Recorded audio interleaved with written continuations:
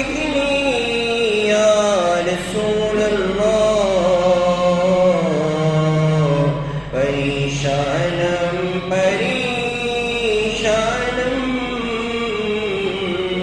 अगतनी या रसूल अल्लाह सलातुन या रसूल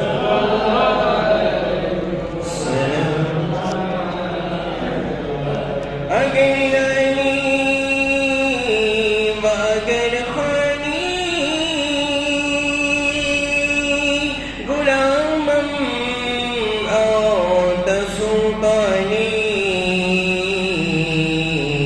दिगर सीजे नमी दानम अगतनी या रसूल अल्लाह सलातुन या रसूल सलाम या नदरम जिससे तुम आवाई नदारम जिससे तुम आवाई तो ये खुद सज वसामानम अगतनी या रसूल अल्लाह सलातुन या रसूल सलाम या तीन सिले पाक में हम बच्चा बच्चा नूर का तुम्हें आईने नूर तेरा सब बरारा नूर का सलाम या रसूल सलाम या हबीब अल्लाह अलैकुम अऊज़ु बिल्लाहि मिनश शैतानिर रजीम बिस्मिल्लाहिर रहमानिर रहीम قل لا أسألكم عليه أجرا إلا المودة في القربى وقال الله سبحانه وتعالى إذن إنما يريد الله ليذهب عنكم الرجس أهل البيت ليطهركم تطهيرا صدق الله مولانا العظيم وصدق رسول النبي الحبيب الكريم ونحن على ذلك لمن الشاهدين والشاكرين والحمد لله رب العالمين مولاي صل وسلم وبارك عليه উপস্থিত হাজিরানে মজলিস সর্বপ্রথম মহানবীর ইজ্জত আহকাম হাকিমি আল্লাহ পাক রব্বুল আলামিন আল্লাহ সুবহানাহু ওয়া তাআলার দরবারে শুকরিয়া জ্ঞাপন করছি যে মহানবীর ইজ্জত আহকাম হাকিমি মালিক মুখতার মালিক করিম দয়া করে রহম করে রব্বে করিম মুহররমুল হারাম মাসের দ্বিতীয় জুমা আদায় করার জন্য আল্লাহ পাক রব্বুল আলামিন সুস্থ শরীর নিয়ে আল্লাহর মসজিদে আল্লাহটাকে সাড়া দিয়ে আসা আল্লাহর অগণিত বেশুমার বান্দা থেকে বাছাই করে রব্বে করিম আমাদেরকে আজকে জুমার দিনে প্রথম দিকে আল্লাহর ঘর মসজিদে আসার তৌফিক দিয়েছেন মহান রব্বুল ইজ্জত আহকাম হাকিমিন আল্লাহ পাক রব্বুল আলামিন আল্লাহ সুবহানাহু ওয়া তাআলার দরবারে শুকরিয়া আদায় করে উচ্চ আওয়াজে বলে আলহামদুলিল্লাহ। প্রিয় হাজিরিন, আল্লাহ পাক রব্বুল আলামিন আল্লাহ সুবহানাহু ওয়া তাআলা কোরআনে কারীমকে আল্লাহ জগৎবাসীর জন্য হেদায়েতের বার্তা, হেদায়েতের একটি বাহক, হেদায়েতের একটি অন্যতম মাধ্যম হিসাবে রব্বে করিমের পক্ষ থেকে আল্লাহ পাক রব্বুল আলামিন কোরআনে কারীমকে নাযিল করেছেন।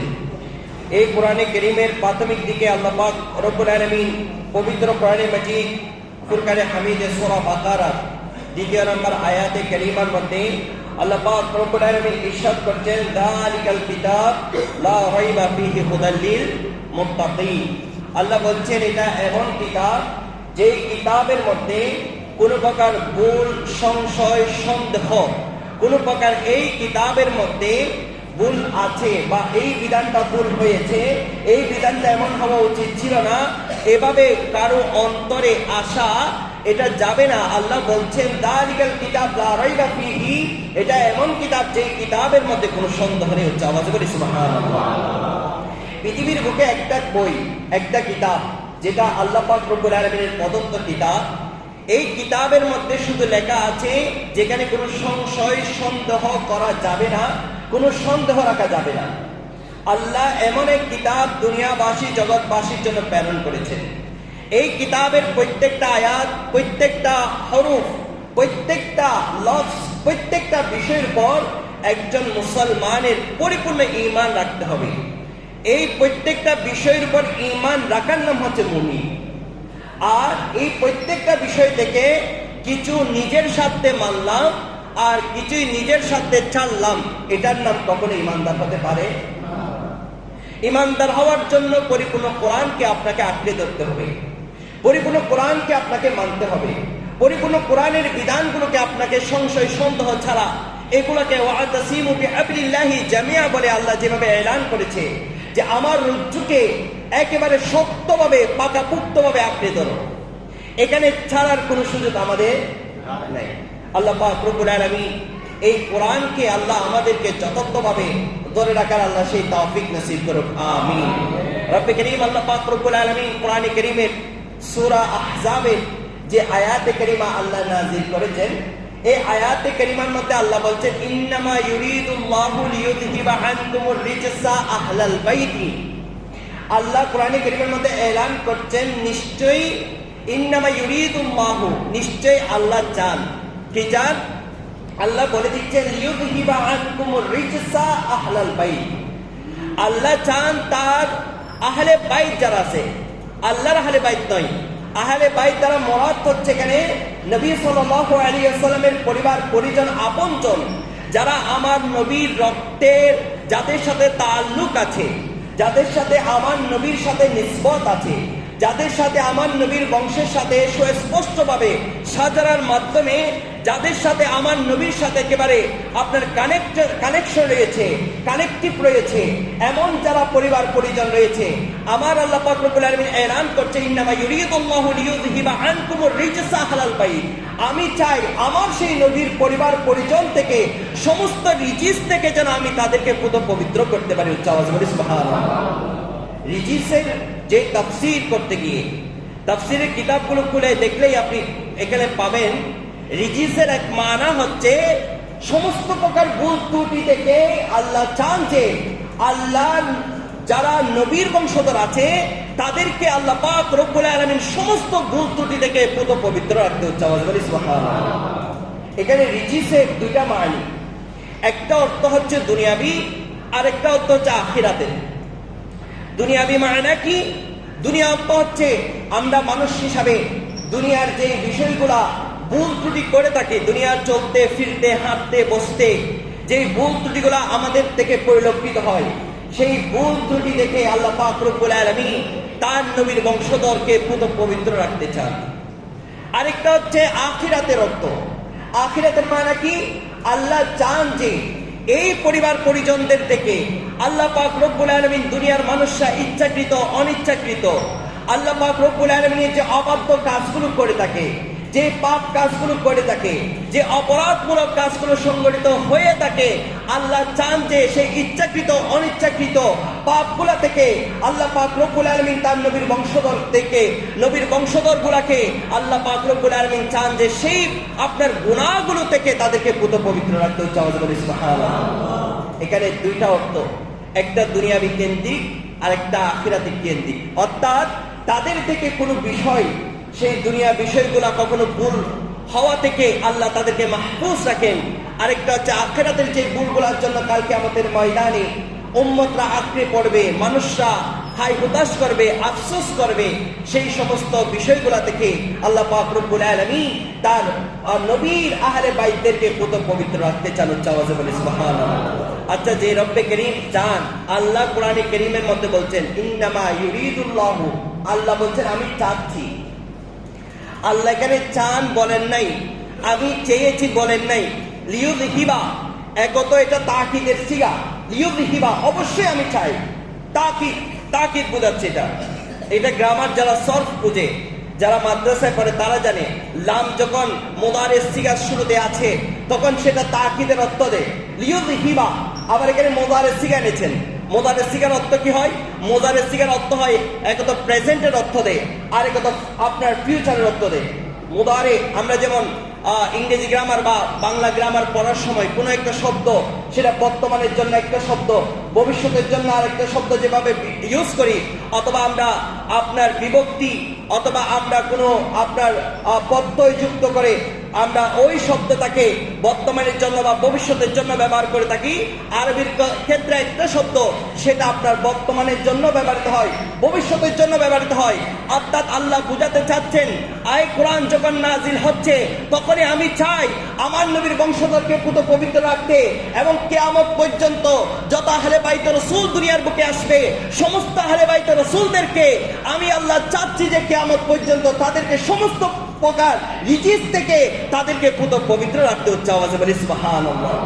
যারা সত্যিকার আহলে বাইত, যারা সত্যিকার নবীর বংশধর, তাদেরকে আল্লাহ পাক রব্বুল আলামিন তাদের কাছ থেকে চাচ্ছেন আল্লাহ পুত পবিত্র রাখতে। এটা চাচ্ছেন কে? আল্লাহ। একটা উচ্চ আওয়াজে বলি না, এটা চাচ্ছেন কে? আল্লাহ রব্বে কারীম চাচ্ছে। আচ্ছা, দুনিয়ার সমস্ত মানুষ মিলে যদি তাদেরকে অপবিত্র করতে চাই, তাদের সামনে গোস্তাখি করতে চাই, তাদের সামনে আমরা যদি তাদের অবমাননা করতে চাই, তাদেরকে ঘৃণা করতে চাই, তাদেরকে তিরস্কার করতে চাই, তাদের সমালোচনা করতে চাই, রব্বে কারীম যদি একাই চাচ্ছেন আল্লাহ তাদেরকে পুত পবিত্র করতে, জগতের সমস্ত মানুষরা মিলেও তাদেরকে অপবিত্র করতে চাইলে কি তারা পবিত্র হবে? না, তারা পবিত্র হবে? কখনো তারা পবিত্র হবে না। কারণ রব্বে কারীম আল্লাহ চাচ্ছেন যে রবের ডাক হচ্ছে কুন ফায়াকুন, আল্লাহ বললে হয়ে যায়। আল্লাহকে চাইতে হয় না, আল্লাহকে চাইতে হয় না, চাইতে হয় বান্দাকে। আল্লাহ এখানে বুঝিয়েছেন বান্দাকে। আল্লাহ তুমি চাইলে কেন? তুমি তো কোন বললে ফায়াকুন হয়ে যায়। আল্লাহ তুমি বললে তো হয়ে যায়। তোমার চাওয়ার কি আছে? চাইবো তো আমরা, কারণ আমরা দুর্বল। আমরা তো চাইতে হবে। আমরা চাওয়ার পক্ষে তুমি রবের সন্তুষ্টি প্রয়োজন। রব গো, তুমি রবের তো কারো সন্তুষ্টি প্রয়োজন নেই। আমার আল্লাহ ডাক দিয়ে বলে, আমি আল্লাহ কারো সন্তুষ্টির প্রয়োজন নেই, কিন্তু একজনের সন্তুষ্টি আমি আল্লাহ কামনা করি। আল্লাহ এলান দিয়ে বলে কোরআনে কারীমের মধ্যে, ওয়ালা সাউফা ইউতিকা রাব্বুকা ফাতারদা। জগৎবাসীরা, আমি আল্লাহ সন্তুষ্টি চাই, আমি রব্বে কারীম একজনের সন্তুষ্টি চাই। সেই জন হচ্ছে দুজাহানের বাদশা নবী, কামলিওয়ালা নবী, নবী মুস্তাফা, শাফিউল মুজনবিন, খাতিমুন নবিয়িন, দুজাহানের বাদশা নবী নবী মুহাম্মদ রাসূলুল্লাহ সাল্লাল্লাহু আলাইহি ওয়াসাল্লামের সন্তুষ্টি কামনা করে রাসূল করিম সাল্লাল্লাহু আলাইহি ওয়াসাল্লাম উচ্চারণ করে সুবহানাল্লাহ। সেজন্য আল্লাহ এখানে বলেছেন, ইন্নামা লিইউযহিবা আনকুম রিজসা লিইউযহিবা আল্লাহু আনকুম রিজসা। সেজন্য আল্লাহ এখানে চাচ্ছেন, ইউরিদু শব্দটা এখানে ইউজ করেছেন। না হয় আল্লাহর চাওয়ার কোনো কারণ থাকে না। চাওয়ার ক্ষেত্রে বান্দারই প্রয়োজন, রবের চাওয়ার কোনো প্রয়োজন নেই। রব তো বললে হয়ে যায়, চাইলে হয়ে যায়। এখানে রবের চাওয়ার কোনো প্রয়োজন নেই। আল্লাহ বুঝাতে চাচ্ছেন জগৎবাসীরা সবাই আমি রবকে রাজি করতে চাইলেও আমি রব্বে কারীম এক মুস্তাফার জন্য, আমি রব্বে কারীম এক মুস্তাফার জন্য দুনিয়া সাজিয়েছি। আমি রব্বে কারীম এক মুস্তাফার জন্য আখিরাত সাজিয়েছি। আমি রব্বে কারীম এক মুস্তাফার জন্য জান্নাত বানিয়েছি। আমি রব্বে কারীম এক মুস্তাফার জন্য জাহান্নাম বানিয়েছি। আমি রব্বে কারীম এক মুস্তাফার জন্য ফুলসিরাত বানিয়েছি। আমি রব্বে কারীম এক মুস্তাফার জন্য ফেরেশতা বানিয়েছি। আমি রব্বে কারীম এক মুস্তাফার জন্য আমি জগৎ বানিয়েছি। আমি রব্বে কারীম এক মুস্তাফার জন্য মানুষ বানিয়েছি। সব কিছু আমি একজনের জন্য বানিয়েছি, সেই জন হচ্ছে মুস্তাফা নবী মুহাম্মদ রাসূলুল্লাহ সাল্লাল্লাহু আলাইহি ওয়াসাল্লাম। সুবহানাল্লাহ। সেই নবী পরিবার পরিজন থেকে আল্লাহ চাচ্ছেন যে দোষ ত্রুটি অপবিত্র দূর করার জন্য রব্বে কারীম সেই আহলে বাইত আতহার যারা, সেই নবী যারা বংশধর, আল্লাহ পাক রব্বুল আলামিন সেই নবীর বংশধরের প্রতি আমাদের ভালোবাসা আল্লাহ আমাদেরকে রাখার সেই তৌফিক নসিব করুন, আমিন। কারণ সেই নবীর আহলে বাইত যারা, পরিবার পরিজন যারা, তাদের প্রতি ভালোবাসা রাখার নাম হচ্ছে ঈমান। আর তাদের প্রতি বিদ্বেষ, তাদের প্রতি অবজ্ঞা, তাদের প্রতি ঘৃণা, এটা রাখার নাম হচ্ছে আপনি খুদ নবী সাল্লাল্লাহু আলাইহি ওয়াসাল্লামের সাথে বিদ্বেষ পোষণ করা। কারণ হাদিসে পাকের মধ্যে আমার নবী এলান করছেন, মান আহাব্বাহুমা, মানে মান আহাব্বা হাসান আল হুসাইনা, যারা দুই শখসিয়ত, দুই জাতকে ভালোবাসবে, মানে আহাব্বাহুমা ফাকাদ আহাব্বানি, সেই যেন আমি রাসূলকে ভালোবেসেছি। ওয়ামান আবগাদাহুমা, অর্থাৎ ওমান আবগাদা হাসান ওয়াল হুসাইনা, যারা ইমাম হাসান এবং হুসাইনকে যারা ঘৃণা করলো, যারা শত্রুতা পোষণ করলো, যারা বিদ্বেষ করলো ফাকাদে আবগাদানি, তারা যেন শুধু ইমাম হাসান এবং ইমাম হুসাইনের সাথে দুশমনী করলো এমনটা নয়, তারা সরাসরি আমি নবী মুস্তাফা সাল্লাল্লাহু আলাইহি ওয়াসাল্লামের সাথে বিদ্বেষ পোষণ করলো। আওয়াজ বলি নাউযুবিল্লাহ। আল্লাহ পাক রব্বুল আলামিন সেই নবীর আহলে বাইত রাসূল, যারা আঠারে রাসূল, যারা আমার নবীর বংশধর আছে, আল্লাহ পাক রব্বুল আলামিন সেই সমস্ত বংশধরদেরকে আল্লাহ আমাদের অন্তরে তাদের প্রতি মহব্বত ভালোবাসা আল্লাহ আমাদেরকে রাখার তৌফিক নসিব করুন, আমিন। আল্লাহ পাক রব্বুল আলামিন এই সমস্ত আহলে বাইত রাসূল যারা, তারা হকের উপর প্রতিষ্ঠিত, তারা হকের উপর প্রতিষ্ঠিত। আমার নবী বিদায় হজের ভাষণ, যেই ভাষণের মধ্যে আমার নবী বললেন, হে আমার উম্মতরা, আমি তোমাদের মাঝে দুইটা জিনিসকে রেখে যাচ্ছি, এই দুইটা জিনিসকে তোমরা যদি আঁকড়ে ধরো, তোমরা যদি এগুলাকে শক্তভাবে মজবুত ভাবে এগুলাকে ধরো, তাহলে তোমরা কখনো গোমরা হবে না, পথভ্রষ্ট হবে না, তোমরা কখনো পথ হারা হবে না। আমার নবী এলান করলেন, সেখান থেকে একটা জিনিস হচ্ছে কিতাবুল্লাহ তথা কোরআন কারীম, কোরআন শরীফ, যে কোরআনকে আল্লাহ পাক রব্বুল আলামিন আমাদের জন্য হেদায়েতের বার্তা হিসাবে দুনিয়ার বুকে রব্বে করিম পাঠিয়েছেন, এই কোরআনকে আমার নবী আঁকড়ে ধরার জন্য এলান করেছেন। আর দ্বিতীয় একটা জিনিস আমার নবী এলান করলেন, সেটা হচ্ছে আমার নবীর পরিবার পরিজন আপনজন, তাদেরকে আঁকড়ে ধরার জন্য বললেন। এই দুইটা জিনিসের মধ্যে একটা হচ্ছে থিওরিক্যাল, আরেকটা হচ্ছে প্র্যাকটিক্যাল। একটা থিওরিক্যাল হচ্ছে কোরআন, কোরআন বুঝে, কোরআন পড়ে বুঝা আমাদের দিমাগ অতটুকু পর্যন্ত সক্ষম নয়, কোরআন সরাসরি বুঝা আমাদের জন্য সম্ভব নয়, কারণ কোরআনটা কার বাণী? একটু আওয়াজে বলি না, কোরআনটা কার বাণী? আল্লাহর বাণী। আল্লাহর বাণী বোঝা তেমন সহজ বিষয় নয়। সাহাবায়ে কেরামের ভাষা ছিল আরবি, আরব ভাষাভাষীর লোক ছিল, বালাগাত ফাসাহাতের মধ্যে তাদের চেয়ে দূরদর্শিতা আর দুনিয়ার বুকে কাউকে পাওয়া যায় না। এমন হওয়া সত্ত্বেও এই সাহাবায়ে কেরাম যখন কোরআনে কারীমের আয়াতে কারীমা নাজিল হতো, আমার নবীর দরবারে ছুটে যেতেন, আমার নবীকে প্রশ্ন করতেন, ইয়া রাসূলুল্লাহ, ইয়া হাবিবাল্লাহ, ইয়া নবী আল্লাহ, এই কোরআনের আয়াতে কি বুঝিয়েছেন আল্লাহ? এই কোরআনের শব্দ অর্থ দ্বারা কি বুঝিয়েছেন? এই কোরআনের মানা কি হবে? এই কোরআনের অর্থ কি হবে? এই আয়াতের বিশ্লেষণ কি হবে? এই আয়াতের ব্যাখ্যা কি হবে? আমার নবী তাদেরকে জানিয়ে দিতেন। তার মানে বোঝা গেল সাহাবায়ে কেরাম আরব ভাষাভাষী লোক ছিল, আরবি ভাষার মধ্যে দক্ষতা ছিল, বালাগাত ফাসাহাতের মধ্যে সবচেয়ে বেশি উপরের উচ্চ স্থানে তাদের অবস্থান ছিল। এরপরও কোরআন বুঝা সাহাবায়ে কেরামের ক্ষেত্রে আপনার অনেক কঠিন ছিল। এরপরও আপনার কোরআন সরাসরি বোঝার জন্য আমার নবীর দরবারে তারা ছুটে যেতেন, আমার নবীর দরবারে চলে যেতেন।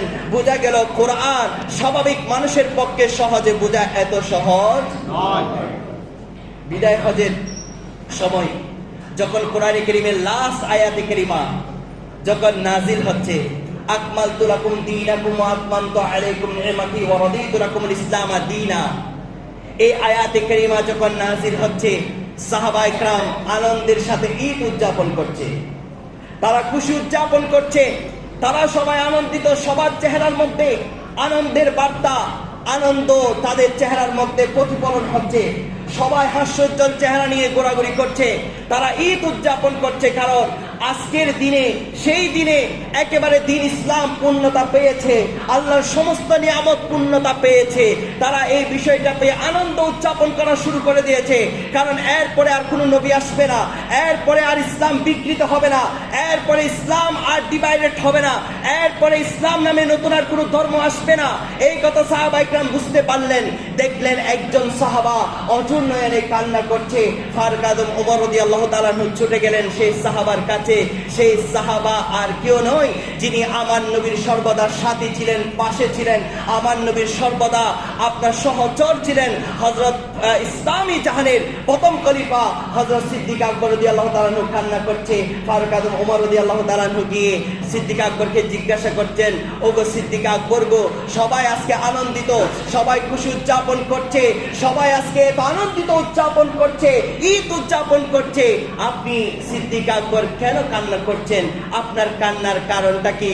সিদ্দিক আকবর এলান করে, হে ফারুক শুনো, সমস্ত সাহাবায়ে কেরাম কোরআনের এই আয়াতের অর্থ যেভাবে বুঝেছে, আমি সিদ্দিক কিন্তু সেটাকে ভিন্নভাবে বুঝেছি। উচ্চ আওয়াজে বলেন না সুবহানাল্লাহ।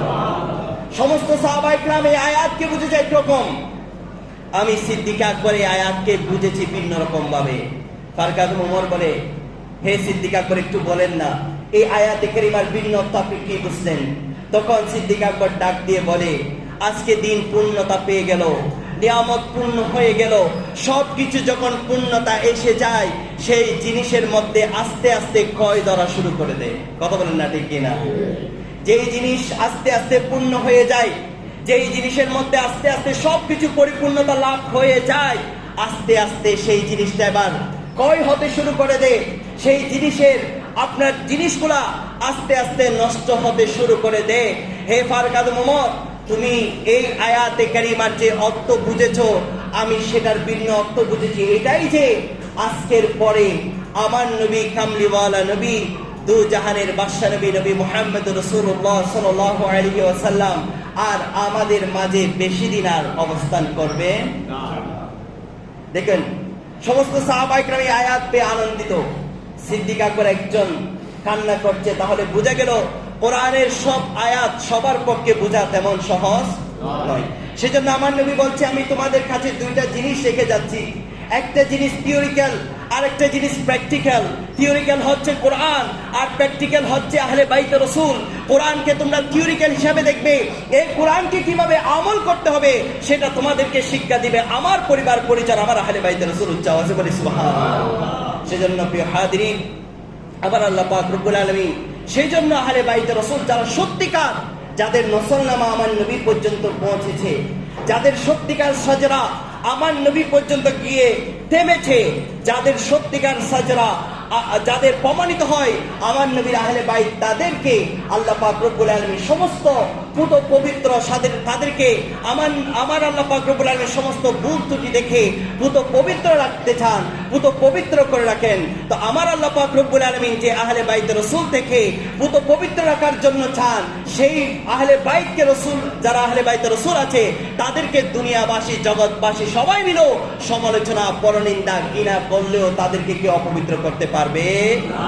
আল্লাহ পাক রব্বুল আলামিন আমাদেরকে বুঝার এবং আমল করার তৌফিক নসিব করুন, আমিন। আমরা হচ্ছি হাসাইন এবং হুসাইনি মুসলমান। কথা বলেন না ঠিক কিনা? আমরা কোন মুসলমান? নাকি ইয়াজিদি মুসলমান? একটু আওয়াজ দিয়ে বলেন, আমরা কোন মুসলমান? আর একটু উচ্চ আওয়াজে বলেন, আমরা কোন মুসলমান? সবার মুখ থেকে আওয়াজ আসছে না, কারণ হয়তো বা অনেকেই থাকতে পারে ইয়াজিদের প্রতি মহব্বত, ভালোবাসা অনেকে থাকতে পারে। আমরা ইয়াজিদকে মহব্বত করি? কথা বলেন, ইয়াজিদকে মহব্বত করি? আমরা কাকে মহব্বত করি? আমরা কাকে মহব্বত করি?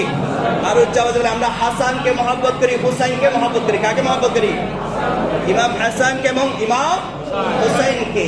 ইমাম হাসান এবং ইমাম হুসাইনকে আমরা মহব্বত করি, সত্যি কিনা? কথা বলেন না, সত্যি কিনা? তো ইমাম হাসান, ইমাম হুসাইনকে যদি মহব্বত করি, আমার নবী সাল্লাল্লাহু আলাইহি ওয়াসাল্লাম কোরআনে হাদিসে পাকের মধ্যে বলেছেন, মান তাশাব্বাহা বিকওমিন ফাহুয়া মিনহু। যেই যাকে মহব্বত করবে, যেই যাকে ভালোবাসবে, যেই যার সাথে সম্পর্ক রাখবে, যেই যার সাথে তাআল্লুক রাখবে, যেই যার সাথে সম্পর্ক স্থাপন করবে, কিয়ামতের দিন তার সাথে তার হাসর হবে। অর্থাৎ কি, ওই যাকে আপনি মহব্বত করছেন, যাকে ভালোবাসছেন, সেই যদি জান্নাতি হয় নিঃসন্দেহে আপনি জান্নাতি, সেই যদি জাহান্নামী হয় নিঃসন্দেহে আপনি কি জাহান্নামী। কথা বলেন না রে ভাই? আপনি যদি ইমাম হাসানকে মহব্বত করেন, আপনার হাসর কার সাথে হবে? বলেন না একটু উচ্চ আওয়াজে, কার সাথে হবে? আমার নবীর হাদিসের প্রতি আপনাদের কি সন্দেহ আছে? তো মান তাশাব্বাহা বিকওমিন ফাহুয়া মিনহু, আমার নবী তা এলান করে দিলেন। আমরা আলিমদেরকে ভালোবাসি কেন? আমরা সাহাবায়ে কেরামকে ভালোবাসি কেন? আমরা আহলে বাইত রাসূলকে ভালোবাসি কেন? তারা তো আমাদের পরিবার পরিজন, আত্মীয় স্বজন নয়, তাদের সাথে আমাদের কোনো রক্তের সম্পর্ক নেই। তাদেরকে আমরা ভালোবাসি এই জন্য যে আমার নবী এলান করেছেন যে যেই যাকে ভালোবাসে তার সাথে হাসর হবে। আমরা সেই জন্য ইমাম হাসানকে ভালোবাসি, সেই জন্য আমরা ইমাম হুসাইনকে ভালোবাসি, সেই জন্য আমরা সিদ্দিক আকবরকে ভালোবাসি, সেই জন্য আমরা ফারুক আজম ওমরকে ভালোবাসি, সেই জন্য আমরা উসমান যুন নুরাইনকে ভালোবাসি, সেই জন্য আমরা মাওলা আলী শের খুদা কাররামাল্লাহু তাআলা ওয়াজহুল কারীমকে ভালোবাসি। শুধু তাই নয়, আমার নবী যত সাহাবায়ে কেরাম যারা সত্যের উপর ছিল, যারা সত্যের উপর প্রতিষ্ঠিত, যাদেরকে ইমাম হুসাইন, ইমাম হাসান সাহাবা হিসেবে সার্টিফাইড করেছে, আমরা সমস্ত সাহাবায়ে কেরামকে ভালোবাসি। কথা বলেন না ঠিক কিনা? এটাকে বলে মান তাশাব্বাহা বিকওমিন ফাহুয়া মিনহু। আমরা তাদেরকে মহব্বত করি। ইমাম হাসান যাদেরকে সাহাবা বলেছে, আমি কি তাদেরকে সাহাবা নয় এই কথা বলতে পারি? ইমাম হুসাইন যাদেরকে সাহাবা বলেছে, আমি কি তাদেরকে সাহাবা নয় এই কথা বলতে পারি? ইমাম হাসান সিদ্দিক আকবরকে সাহাবা বানিয়েছে, প্রথম খলিফা মেনেছে, খেলাফতের দায়িত্ব অর্পণ করেছে। আমরা কি সিদ্দিকে আকবরকে কি অমান্য করতে পারি? আর উচ্চাবাজে বলেন না পারি। ফারুক আজমকে সার্টিফাইড করেছে ইমাম হাসান ইমাম হুসাইন রাদিয়াল্লাহু তাআলা আনহুমা, আমরা কি ফারুক আজমের শানে গোস্তাকি করতে পারি? উসমান যুন নুরাইনকে সার্টিফাইড করেছে ইমাম হাসান ইমাম হুসাইন, সেই উসমান যুন নুরাইনকে কি আমরা অমান্য করতে পারি? তাদের সমালোচনা করতে পারি? তাহলে বোঝা গেল ইমাম হাসান যাদেরকে সাহাবা হিসেবে মেনেছে, ইমাম হুসাইন যাদেরকে সাহাবা হিসাবে মেনেছে, আমরা ইমাম হাসানকে ভালোবাসি, আমরা ইমাম হুসাইনকে ভালোবাসি। আমরা যদি ইমাম হাসানকে ভালোবাসি, আমরা যদি ইমাম হুসাইনকে ভালোবাসি, তারা যাদেরকে সাহাবা হিসেবে সার্টিফাইড করেছে, আমরাও নিঃসন্দেহে তাদেরকে সাহাবা হিসেবে মেনে নিই। কথা বলেন না ঠিক কিনা? আল্লাহ পাক রব্বুল আলামিন আমাদেরকে বুঝার এবং আমল করার তৌফিক নসিব করুন, আমিন। ইমাম হুসাইনকে ভালোবাসা, ইমাম হুসাইনকে মহব্বত করা, এটাই ঈমানের একটা বহিঃপ্রকাশ। তাদের চরিত্রে চরিত্র ধারণ করা, তাদের আখলাক অনুযায়ী চলা, তাদের মতো করে চলাফেরা করা, এটাই কে বলা হয় ইসলাম। কথা বলেন না ঠিক কিনা? এখন বিশ্বকাপ চলছে, চলছে কি চলছে না? আরে কথা বলেন না। সবাই দেখেন 50% থেকে 60% সবাই খেলা দেখেন, হয়তো এখানে অস্বীকার করবেন আর কি। যাই হোক, আল্লাহ পাক রব্বুল আলামিন আমাদেরকে হেফাজত করুক, আমিন। বোঝার জন্য বলছি, এখন বিশ্বকাপ চলছে, এই বিশ্বকাপ খেলা নিয়ে আমাদের যুবক ভাইদের মধ্যে অনেক উন্মাদনা দেখা যাচ্ছে কি যাচ্ছে না? আরে ভাই কথা বলেন না, যুবকরা এনে চুপ থাকবে, আপনারা বৃদ্ধরা একটু কথা বলেন না। হ্যাঁ, দেখা যাচ্ছে কি যাচ্ছে না? উন্মাদনা তাদের মধ্যে, বিভিন্ন দেশ নিয়ে, বিভিন্ন আপনার দেশকে সাপোর্ট করতে গিয়ে একে অপরের সাথে দ্বন্দ্ব বিদ্রোহ। আবার অনেক যুবকরা দেখা যাচ্ছে ওই যে এই দেশের যে খেলোয়াড়টাকে সবচেয়ে বেশি মহব্বত করে, যাকে বেশি ভালোবাসে, তার সিস্টেমে চুলের কাইটিং দিচ্ছে, তার সিস্টেমে ড্রেস আপ করছে, তার নাম রেখে নিজের পিছনে নাম লিখছে। কথা বলেন না ঠিক কিনা? আরে ভাই এগুলো দেখছেন কি দেখছেন না? বাজে আসগুত করো না, আসগুত না পরে কি আয় তো দেরি। যে যাকে ভালোবাসে তার ড্রেস আপ গায়ের মধ্যে লাগাচ্ছে কি লাগাচ্ছে না? এটা কি আমার বাংলাদেশের ড্রেস? সেই দেশের ড্রেস। আপনি ড্রেসটা দেখে বুঝতে পারছেন সে কোন দেশের সাপোর্টার। কথা বলেন না ঠিক কিনা? আইবাজিয়ান মসজিদ পবিত্র স্থানে তাহলে নাম নতুন দিন হলে আইয়া নাম জানি, তো ইন নাম আইয়া জানি। এই মসজিদ এটা পবিত্র স্থান, এই জন্য নাম ধরছি না। যে যে দেশের সাপোর্ট করে সেই দেশের খেলোয়াড়ের আপনার চুলের কাটিং দিচ্ছে, বাবাজি তুমি এরকম কাটিং দিলে কেন? তখন যুবক ডাক দিয়ে বলে, হুজুর আমি ওই খেলোয়াড়টাকে বেশি মহব্বত করি, যাকে আমাকে দেখে বুঝতে পারে আমি অন্য কোনো দেশের সাপোর্টার নয়, আমি ওই দেশের সাপোর্টার, এবং ওই দেশের কোন আপনার খেলোয়াড়টাকে বেশি মহব্বত করি সেটা যেন মানুষ বুঝতে পারে, সেই জন্য সেই স্টাইলে আমি কাটিং দিয়েছি, আমি সেই স্টাইলে ড্রেস আপ করেছি। কথা বলেন না ঠিক কিনা? তা আপনি যেহেতু একটা খেলোয়াড়কে মহব্বত করে, এখন খেলাগুলো চলছে আপনার ফজরের সময়, অনেক যুবকরা আজকে রাতেও নাকি কোন এক দেশের খেলা আছে, অনেক যুবকরা আজকে রাতেও না ঘুমিয়ে সারা রাত বন্ধুদের সাথে আড্ডায় কাটাবে। কথা বলেন না ঠিক কিনা? তো ভাই আমার, যুবক ভাইয়েরা অনেকে রাগ করবেন, খেলা এটা আনন্দের বিষয়, আনন্দের জন্য আপনার সময় আছে। সময় অপচয় না হলে, আল্লাহর জিকির থেকে আপনি গাফেল না হলে, আল্লাহর ইবাদত থেকে যদি আপনাকে গাফেল করতে না পারে, আপনি খেলা দেখেন যদি আল্লাহর ইবাদত থেকে আপনাকে গাফেল না করে, আর সেটা যদি জায়েজ পন্থায় হয়। আর এখন খেলা দেখতে গিয়ে অনেকে দেখা যায় চ্যালেঞ্জ ছুড়ে দেয়, আমার প্রিয় দল আজকে এতগুলো জিতবে, এতগুলো জিতবে, এভাবে বলতে বলতে তর্ক বিতর্কে লিপ্ত হতে হতে চ্যালেঞ্জে চলে যায়। এভাবেও বাজি ধরে যে আজকে আমার দল যদি জিতে আমি 10,000 টাকা তোমার সাথে চ্যালেঞ্জ করলাম। কথা বলেন না ঠিক কিনা? এইটাকে বলা হয় জুয়া। এটাকে বলা হয় কি? কথা বলেন না ভাই, এটাকে বলা হয় কি? জুয়া। জুয়া ইসলামে জায়েজ থেকে হারাম।